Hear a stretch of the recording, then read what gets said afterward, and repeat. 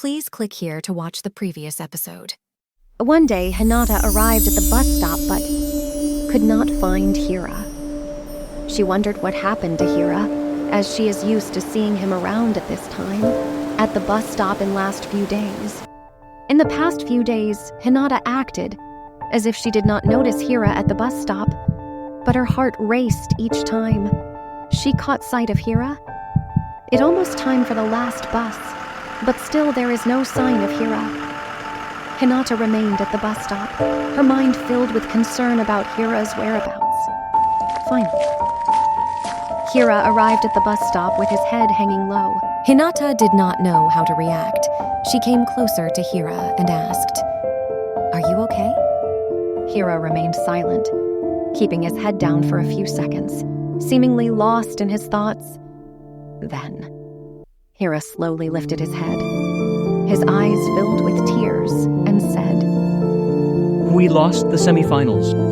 For Hira, this was not just a match, but the last match. He had played for his university.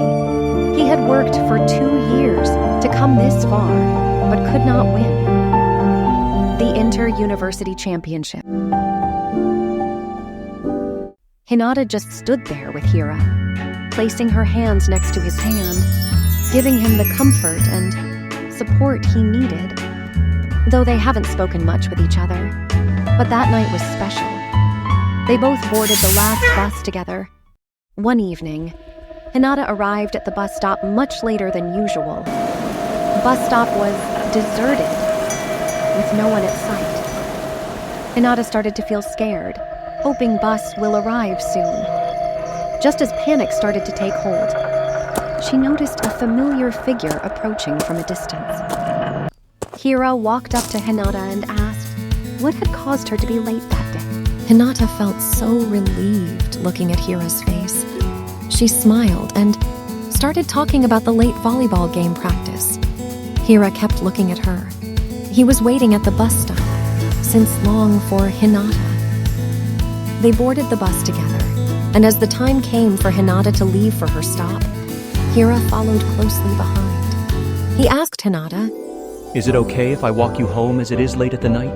Hinata bowed her head and said, "I hope that's not too much trouble for you." Hinata felt special, as she is used to going home alone at night. Hinata comes from a middle-class family. Her parents were mostly away from home due to work, constantly striving to support the family, and did not spend too much time with Hinata.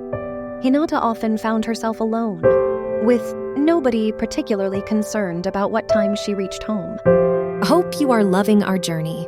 Show us love and subscribe to the channel and check out the next part."